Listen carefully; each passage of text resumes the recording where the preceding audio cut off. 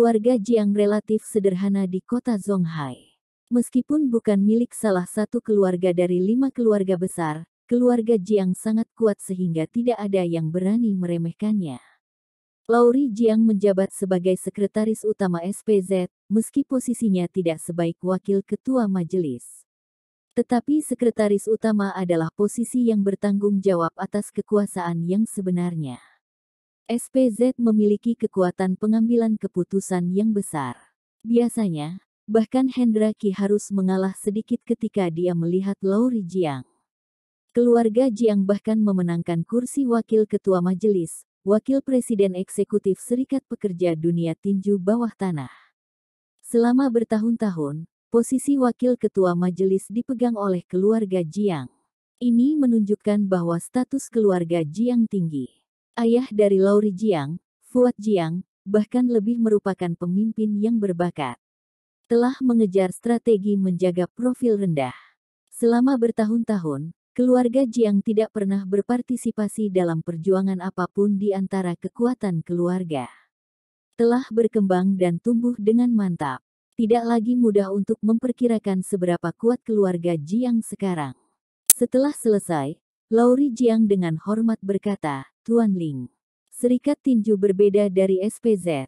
Di SPZ, kamu memiliki dukungan mutlak keluarga Ma. Kamu secara alami dapat bertindak sembrono, tidak ada yang berani mengatakan tidak kepadamu. Tapi air Serikat Tinju jauh lebih dalam daripada SPZ. Pembunuhan publik di konvensi tahunan tinju sama saja dengan penghinaan bagi seluruh serikat tinju akan menimbulkan permusuhan terhadap seluruh dunia tinju bawah tanah. Tuan adalah orang yang sangat bijaksana.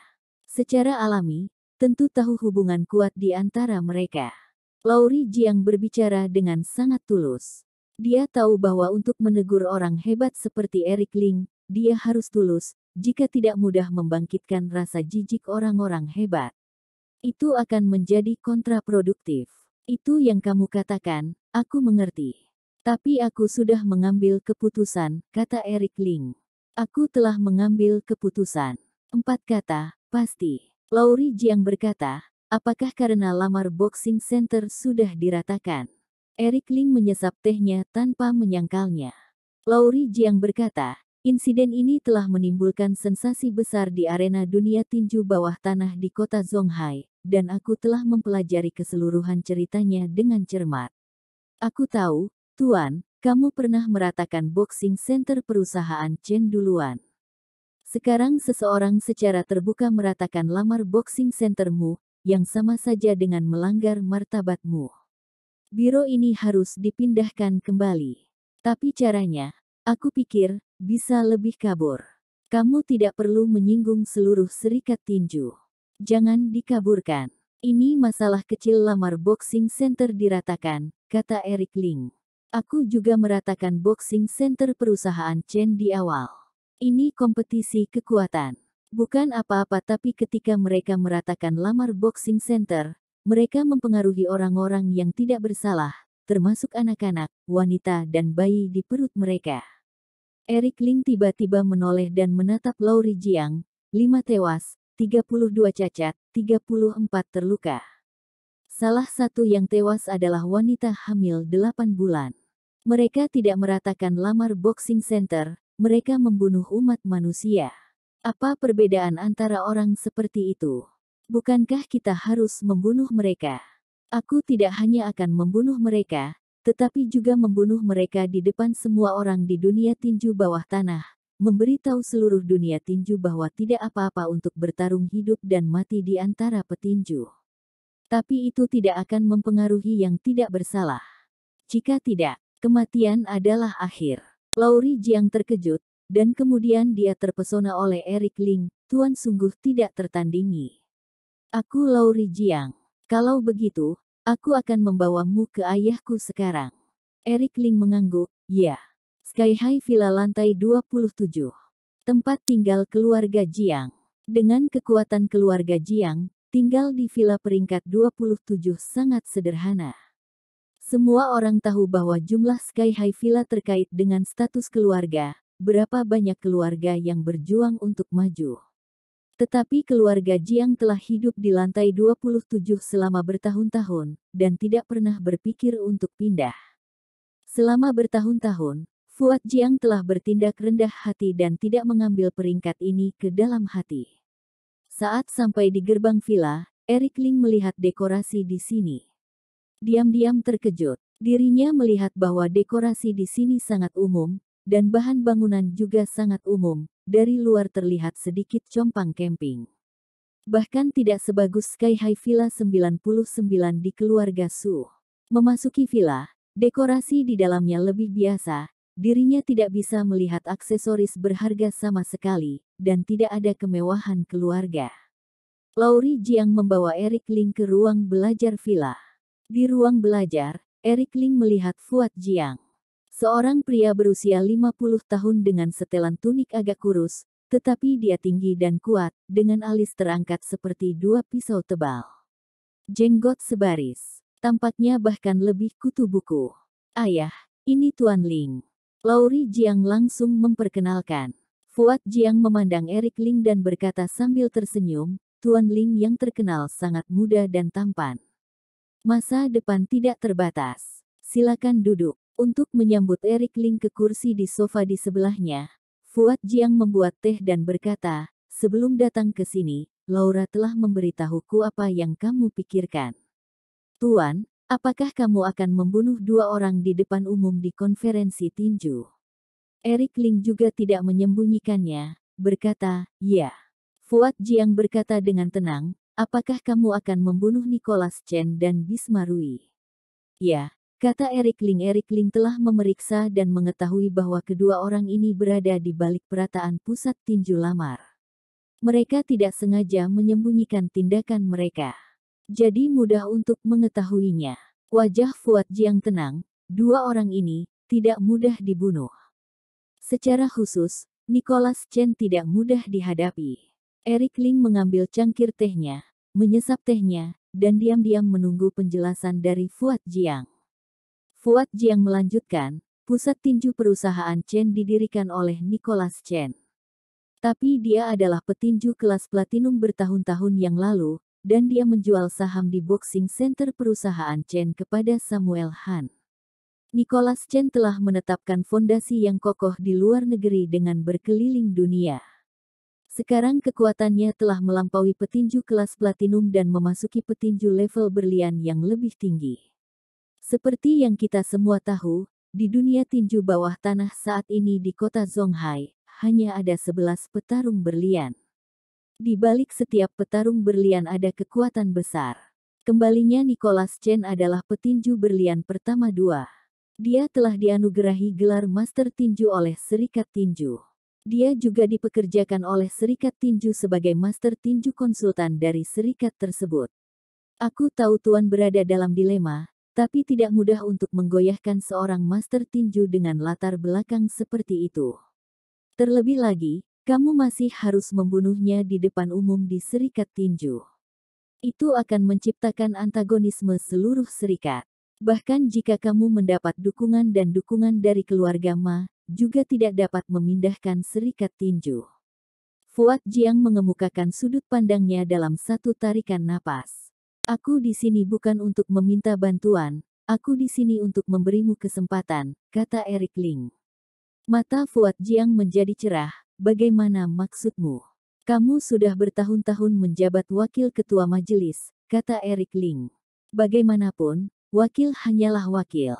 Fuad Jiang tiba-tiba duduk tegak, matanya menjadi cerah, wakil ketua majelis, itu juga bagus, bukan?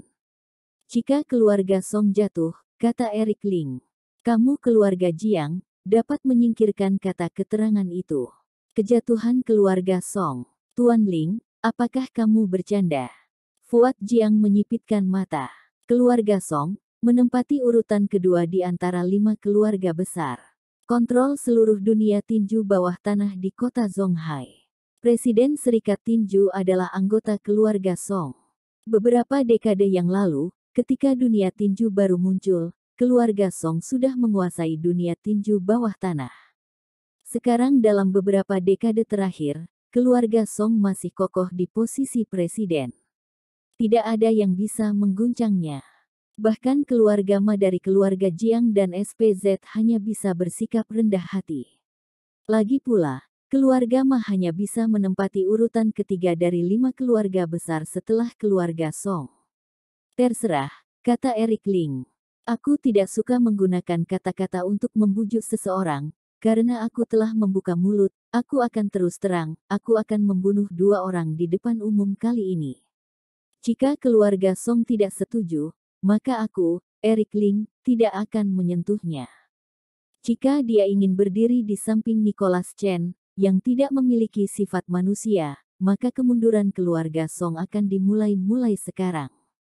Selesaikan kalimat ini, Eric Ling berdiri dan berkata, aku mengatakan ini kepadamu dengan harapan kamu dapat bersiap lebih awal.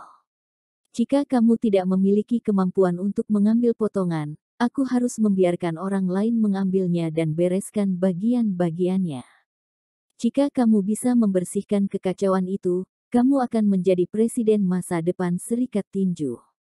Selanjutnya, Eric Ling pergi. Fuad Jiang secara pribadi mengantar Eric Ling keluar. Melihat punggung pemuda itu menghilang di bidang penglihatan, Fuad Jiang santai, Laura, nada suara Tuan Ling tidak kecil. Bahkan berani mengganggu keluarga Song. Apakah kamu mengenalnya? Lauri Jiang berkata, aku hanya tahu sedikit, khawatirnya sama dengan apa yang ayah ketahui. Fuad Jiang berkata, Brian Ma. Mengapa harus menghormati orang ini? Mengapa dia rela mengerahkan seluruh keluarga Ma untuk mendukung pria ini? Lauri Jiang menggelengkan kepalanya, aku tidak tahu. Fuad Jiang berkata, apakah kamu tahu kapan orang ini muncul di kota Zonghai? Sekitar 3 tahun yang lalu, kata Lauri Jiang. Fuad Jiang berkata, menurutmu apa yang dia katakan bisa dipercaya? Lauri Jiang berkata, alasan memberitahuku, tidak. Tapi naluriku memberitahuku, ya. Fuad Jiang berkata, di mana nalurinya? Indra keenam, kata Lauri Jiang. Fuad Jiang terdiam, keluarga Jiang aku telah terbengkalai selama 10 tahun di bawah penindasan keluarga Song.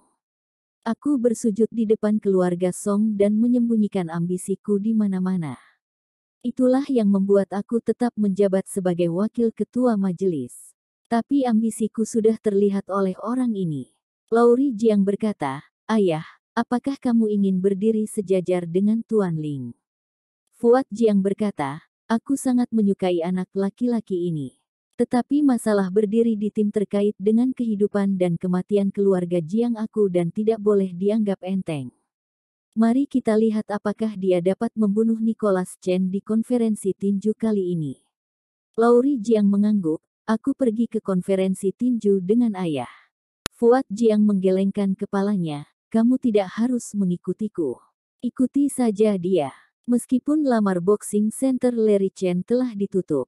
Tapi konferensi tinju adalah acara tahunan, yang terkait dengan penyesuaian strategi serikat pekerja. Sebagai pemilik belakang panggung lamar boxing center ia secara alami diundang. Setelah meninggalkan rumah sakit, Larry Chen dan Anton Lu pergi ke tempat konferensi tinju. Sepanjang jalan, Anton Lu sangat bersemangat, Kak Chen, aku baru saja mendapat kabar bahwa Nicholas Chen dianugerahi gelar Master Tinju oleh Serikat Tinju. Ini adalah petarung berlian ke-12 dari Serikat Tinju. Dia juga dipekerjakan oleh Serikat Pekerja sebagai konsultan Master Tinju. Nicholas Chen sekarang sangat didukung oleh Serikat Pekerja. Kami tidak memiliki cara untuk membalas dendam kami. Lamar boxing center dikorbankan dengan sia-sia. Larry Chen menghela napas dalam-dalam dan tidak mengatakan apa-apa. Anton Lu berkata, aku tidak tahu apa yang Tuan Ling maksudkan dengan, aku tahu, apakah Tuan Ling takut dengan kekuatan Nicholas Chen? Anton, kamu harus lebih rasional, kata Larry Chen. Di belakang tinju adalah keluarga Song, yang merupakan keluarga terbesar kedua di Cina. Keluarga Song secara terbuka mendukung Nicholas Chen dan merekrutnya sebagai tamu keluarga Song. Bahkan jika Tuan Ling memiliki kemampuan untuk berurusan dengan murid-murid keluarga Song, dia tidak berani berurusan dengan mereka secara langsung. Terlebih lagi, kekuatan Tuan Ling sulit untuk melawan petarung berlian. Anton Lu terdiam. Di hadapan para raksasa seperti keluarga Song, di hadapan petarung berlian seperti Nicholas Chen, kata Larry Chen, juga wajar jika Tuan Ling tidak adil. Kami, keluarga Chen, adalah semut di depan mereka. Kamu masih ingin balas dendam? Menyerahlah. Anton Lu menghentakkan kakinya, itu semua ketidakmampuanku. Aku akan mengusulkan keputusan untuk menutup Lamar Boxing Center pada pertemuan ini. Mulai sekarang, mari kita tinggalkan jalan ini. Anton Lu menggigit bibirnya dan darahnya mengalir. Seorang pria yang telah berpengalaman, berdarah tanpa air mata. Setelah satu malam penyelamatan di rumah sakit Husada, para korban luka berhasil dikendalikan. Sungguh beban yang sangat besar bagi seluruh tenaga medis di seluruh rumah sakit Husada untuk melakukan begitu banyak operasi dalam waktu yang bersamaan. Setelah pagi hari, beberapa dokter yang mengoperasi terus-menerus mulai kembali beristirahat. Namun, aliran orang seperti arus banjir mengalir, yang tidak memberi rumah sakit waktu bernapas sama sekali. Staf medis harus tetap bekerja. Winda Su juga begadang semalaman, sibuk berkomunikasi dengan anggota keluarga yang meninggal. 5 mati. Kerabat dari 5 keluarga semuanya emosional. Secara khusus, keluarga wanita hamil itu menangis di bangsal. Suaminya adalah seorang pekerja konstruksi berusia 30-an. Dia memiliki kerutan yang dalam di wajahnya dan kapalan di tangannya. Dia terlihat kurus. Namanya si Gracie. Dia adalah dekorator boxing center. Pada masa itu, Lamar Boxing Center akan diperluas dan membutuhkan operasi terus-menerus. Istri yang hamil besar merindukannya dan pergi menemuinya. Anton Lu dengan ramah meminta orang-orang untuk mengatur tempat tinggal yang nyaman bagi ibu hamil di Boxing Center. Tapi tidak menyangka, bencana tak terduga, 1 mayat dan 2 nyawa. Istri, dan anakku yang belum lahir, putraku. Bagaimana kamu pergi seperti ini? Si Gracie berbaring di samping tempat tidur. Menangis sambil menangis, ini putraku satu-satunya. Kami punya janji. Ketika putraku lahir, aku akan membawamu ke tepi pantai untuk mengambil foto keluargaku. Masih ada 1 bulan lagi sebelum anakku lahir. Kenapa kamu pergi? Ah, putri, cucuku. Sepasang suami istri tua dengan kruk terlatih tatih ke bangsal. Mereka adalah orang tua dari ibu hamil, mereka memakai pakaian biasa, tetapi mereka sangat sopan, itu harus menjadi pensiunan kelas pekerja. 2 orang kebangsal, melihat putri meneteskan darah di tempat tidur, suasana hati langsung runtuh. Si Gracie, kamu tidak berguna. Wanita tua itu menamparkan wajah si Gracie, putriku adalah seorang mahasiswa. Dia bisa menikahi suami yang lebih baik. Tapi dia ingin menikahimu, bagaimana kamu berjanji? Kamu mengatakan bahwa kamu akan bekerja keras untuk membuat putriku menjalani kehidupan yang baik dan melindunginya selama sisa hidupnya. Apa yang terjadi? Putriku hilang. 1 mayat, 2 nyawa, semuanya hilang. Kamu adalah seorang pekerja migran yang lulus dari sekolah dasar dan miskin. Putriku menyerahkan segalanya untuk mengikutimu. Untuk menghidupimu dalam keluargaku, suami dan aku menjual rumah lama kami kepadamu untuk menikah. Aku tidak meminta kamu untuk menjadi kaya, tetapi untuk hidup dalam damai. Akibatnya, putriku bahkan kehilangan nyawanya. Aku hanya memiliki 1 anak perempuan. Putriku, ibu sangat menyesal. Juga, cucu kecilku, yang akan segera lahir, kami pergi untuk membuat film bulan lalu, dan aku melihat dengan jelas senyummu. Sekarang aku belum sempat melihatmu. Kamu sudah meninggalkan nenek. Nenek minta maaf padamu. Nenek sangat ingin bertemu denganmu. Semakin lama wanita itu berkata, semakin sedih dia. Jangan sedih, Nyonya. Semua orang telah pergi. Biarkan putri pergi dengan lebih tenang. Pria tua itu memeluk wanita tua itu dan menghiburnya. Bu, aku tidak tahu apa yang terjadi. Rumah yang kami tempati tiba-tiba rata dengan tanah. Maaf, ini semua salahku. Aku tidak melindungi istriku, anak-anakku. Banyak staf medis di bangsal tidak bisa menahan tangis ketika mereka melihat adegan ini. Windasu, berdiri di belakang kerumunan, melihat pemandangan itu dengan mata panas dan hampir meneteskan air mata. Rumah sakit adalah tempat hidup dan mati. Windasu telah melihat banyak adegan seperti itu. Tapi adegan ini adalah yang paling menyakitkan baginya. Ibu dan ayah, maaf, aku malu bertatap muka dengan kalian. Aku malu menghadapi istri dan anakku yang sudah meninggal. Aku sampah. Seharusnya aku tidak mengganggu istriku. Dia bisa memiliki kehidupan yang lebih baik. Aku sudah melibatkannya. Aku si Gracie. Aku pendosa. Aku tidak pantas hidup di dunia ini. Tapi aku sangat mencintai istri, dan anakku. Aku datang untuk menemani kalian. Si Gracie berlutut di depan wanita tua itu dan membuat sujud kowtow. Kemudian dia tiba-tiba bangkit dan bergegas ke jendela dan melompat langsung. Ini adalah lantai 18. Jika dirinya melompat, dia pasti akan mati. Si Gracie, apa yang kamu lakukan? Dia akan melompat. Hentikan dia. Pasangan tua itu pingsan ketakutan, yang baru saja mereka katakan hanyalah marah. Seperti yang bisa dilihat semua orang, pasangan tua ini masih baik pada si Gracie. Hanya saja putrinya meninggal secara tiba-tiba, dan dia kehilangan kendali atas emosinya untuk sementara waktu. Banyak staf medis bergegas keluar, tetapi sudah terlambat. Windasu sangat marah di hatinya. Satu mayat dan dua nyawa sudah cukup buruk, bahkan jika ayahnya melompat dari gedung dan mati, itu akan menjadi keluarga dengan 3 orang. Dunia ini tidak kekal, apakah itu benar-benar kejam? Windasu tidak tahan melihat lagi. Saat ini Eric Ling tiba-tiba menjauh dari kerumunan, dan melangkah ke jendela, mengikuti si Gracie dan melompat keluar jendela. Eric Ling. Windasu melihat bahwa orang tersebut sebenarnya adalah Eric Ling.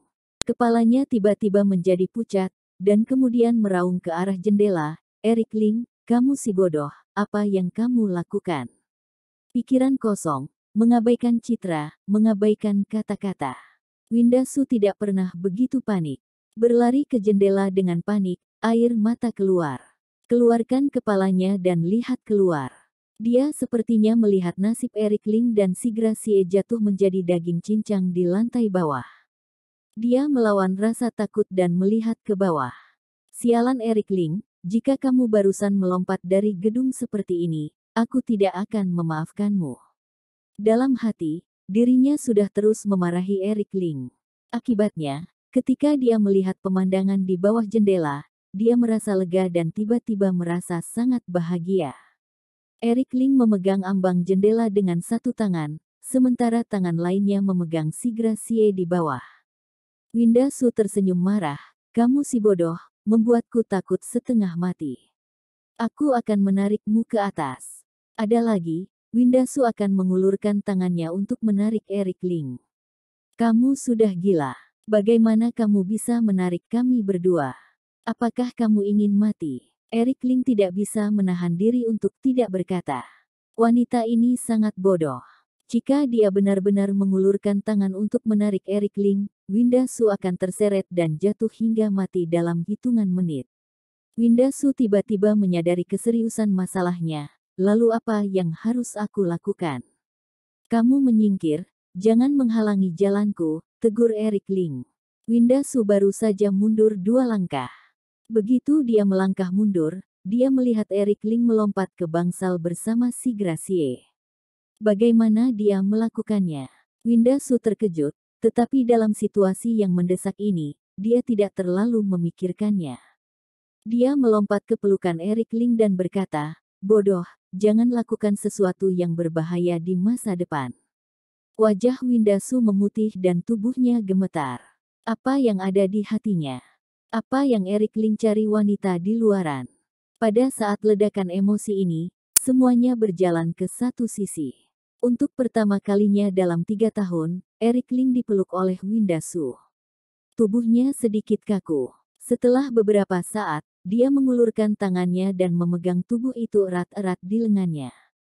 Senang rasanya dipeluk. Butuh beberapa saat bagi Winda Su untuk pulih. Alasan akan kembali sadar. Setelah kembalinya akal sehat, Winda Su memarahi dirinya sendiri di dalam hatinya. Winda Su, apa yang kamu lakukan? Eric Ling sangat bajingan, apakah kamu masih mengambil inisiatif untuk menahan orang lain? Kenapa kamu begitu murahan? Eric Ling didorong pergi dengan kasar. Wajah acuh tak acuh, jangan sentuh aku. Eric Ling tampak kosong. Jelas bahwa kamu mengambil inisiatif untuk melepaskan tanganmu sekarang. Oke. Diriku adalah korbannya. Meratapi bahwa seorang wanita mengubah wajahnya lebih cepat dari sebuah buku, dan Eric Ling tidak peduli. Kenapa kamu menarikku? Aku ingin mati, bisakah kamu mengendalikannya? Si Gracie memelototi Eric Ling dengan marah. Dia sangat emosional sehingga dia akan terus bergegas menuju jendela. Si Gracie, berhenti. Eric Ling tiba-tiba menghentikannya. Jangan pegang aku. Biarkan aku mati. Si Gracie menangis secara emosional. Bersikaplah masuk akal dengan orang seperti itu yang tidak terkendali. Percuma saja. Eric Ling berkata pada Winda Su, suruh semua staf medis pergi. Winda Su tidak banyak bertanya, tetapi langsung membubarkan staf medis dan tinggal sendiri, berniat menghibur si Gracie. Tetapi tidak peduli bagaimana dia menghiburnya, emosi si Gracie tidak mereda, tetapi menjadi semakin bersemangat. Eric Ling tiba-tiba berkata, runtuhnya lamar boxing center bukanlah kecelakaan, tetapi perataan buatan manusia. Kamu adalah korbannya, dan kamu tahu apa yang terjadi. Dengan kata lain, istri dan anakmu semuanya terbunuh. Sekarang kamu tidak ingin meminta pernyataan untuk istri dan anakmu, tetapi kamu ingin menghindar. Apakah kamu masih laki-laki? Singkatnya, biarkan suasana hati si Gracie stabil. Sebelumnya, penghiburan Winda Su tidak efektif. Hasilnya, satu kalimat dari Eric Ling memiliki efek yang luar biasa. Itu mengejutkan Winda Su. Mau tak mau dirinya melihat Eric Ling. Kalau mau mati boleh, kata Eric Ling. Tapi sebagai laki-laki, kamu harus menyelesaikan dulu apa yang harus kamu lakukan. Ayah mertua dan ibu mertuamu sudah tua, dan pensiunnya belum tersedia. Sebagai menantu, bukankah seharusnya kamu memikul tanggung jawab ini? Istri dan anak-anakmu terbunuh. Sebagai seorang suami, bukankah kamu harus meminta pernyataan? Dan orang tuamu sendiri, dapatkah kamu mengatur pensiun dengan benar? Jika kamu sudah melakukan semua ini, kamu ingin mati. Aku tidak akan menghentikanmu. Si Gracie tertegun di tempat yang sama, lalu jatuh ke tanah dan menangis. Kamu menderita sekarang, itu benar. Tapi ayah mertua dan ibu mertuamu dalam suasana hati yang lebih buruk daripada kamu saat ini. Tidakkah kamu harus menghibur mereka dulu? Jangan bicara tentang hidup dan mati dengan enteng sampai kamu menyelesaikan apa yang terjadi sebelumnya. Dengan kalimat kedua, Eric Ling berbalik dan pergi. Meninggalkan bangsal, dirinya mendengar tangisan yang menusuk hati dari dalam. Winda Su yang pergi dengan berat hati, membawa Eric Ling ke kantor dan hendak mengatakan sesuatu. Eric Ling tiba-tiba berkata, kali ini daftar yang terluka dan yang proses pengobatan. Apakah ini? Tentu saja, apa yang akan kamu lakukan? Winda Su menatap curiga pada Eric Ling. Eric Ling berkata, berikan padaku. Kamu tidak mengatakan dengan jelas tujuannya. Menurut peraturan rumah sakit, aku tidak bisa memberikannya kepadamu. Sambil berbicara, Winda Su sengaja atau tidak sengaja melirik tumpukan dokumen di sebelahnya. Eric Ling mengambil dokumen itu dengan santai. Winda Su ingin menahan file itu secepat mungkin, tetapi sudah terlambat. Bagaimana kecepatan tangannya bisa dibandingkan dengan Eric Ling? Terima kasih. Eric Ling mengucapkan dua kata sebelum berbalik untuk pergi. Kamu berhenti. Winda Su berkata dengan keras, apa yang akan kamu lakukan? 5 kematian dan 68 cedera, hal yang kejam dan tidak manusiawi, selalu ada harga yang harus dibayar. Baik dan jahat dihargai, dan aturan Zonghai tidak dapat dilanggar. Eric Ling meninggalkan kalimat, dan orang sudah pergi jauh. Winda Su terdengar tidak bisa dijelaskan, tapi rasanya cukup luar biasa. Ketika mengejar sampai ke gerbang, dirinya menemukan bahwa Eric Ling telah menghilang. Winda Su menghentakkan kakinya dengan jijik. Eric Ling, apa yang kamu bicarakan? Apakah kamu ingin melakukan hal-hal bodoh lagi? Tidak tahu kapan itu dimulai Winda Su menemukan bahwa Eric Ling berbeda dari sebelumnya. Entah kapan Winda Su mulai mengkhawatirkan Eric Ling. Apa yang kamu lakukan, Winda? Katanya. Winda Su berkata, Eric Ling mengambil diagnosis dan laporan perawatan dari semua yang terluka. Apalagi yang dia katakan untuk membuat orang membayar. Apakah kamu merasa dia gila? Jennifer Wu tidak setuju, dia selalu gila, seolah-olah dia sakit. Tapi kali ini berbeda, kata Winda Su. Tidak ada yang berbeda, selalu mengkhawatirkan hal-hal yang tidak realistis, ayo pergi. Ngomong-ngomong, jangan mengemudi di siang hari saat kamu libur kerja. Jennifer Wu menarik Winda Su untuk pergi. Mengapa aku tidak bisa mengemudi? Tanya Winda Su. Hari ini adalah konferensi tinju tahunan Serikat Pekerja Tinju, dan banyak tempat di kota ditutup, kata Jennifer Wu. Kamu akan terjebak mengemudi. Ini akan dibuka pada pukul 8 malam. Winda Su tertegun sejenak, samar-samar memiliki firasat buruk.